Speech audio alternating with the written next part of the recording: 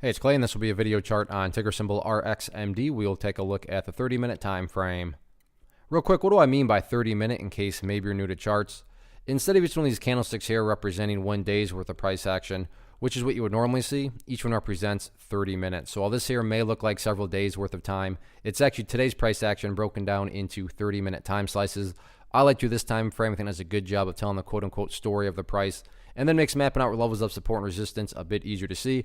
I've done this one several times in the near past, so that's where these green lines down here are coming from. But the uptrend continues, so definitely some updates here need to be made. And just to give you a little more context on the uptrend continues, you can see that basically the thing came to life. Wow. So I did a chart when that green line was actually relevant.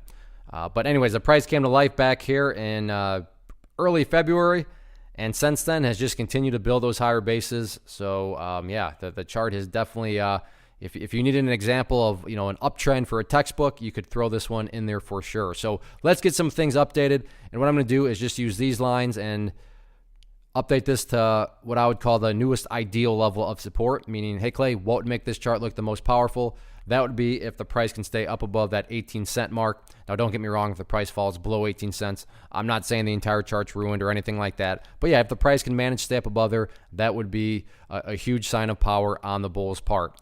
Taking a step back, though, and looking at things from the big picture of things, and just kind of really approaching all this with a more kind of simplified manner is where the purple line comes into play. No pun intended, but the 50-period simple moving average. Keyword being moving. So as time goes by, this purple line is going to move itself higher and higher. So over time, as long as the price stays above that purple line as the line itself moves higher and higher, the bulls are in full health. The bulls are in full control. No doubt about it.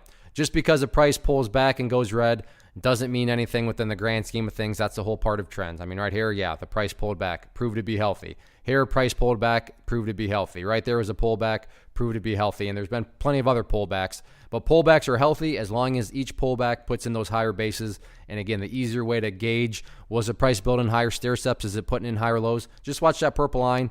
As long as the price is above it, like I said, the bulls are literally in full control. So another nice move today, and we'll see how this one continues to unfold. Still 2 days left this week.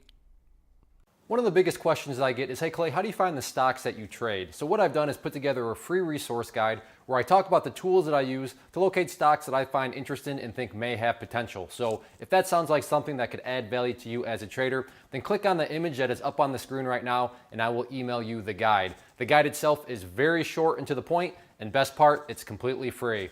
Thanks for watching the video. Let me know if you have any questions.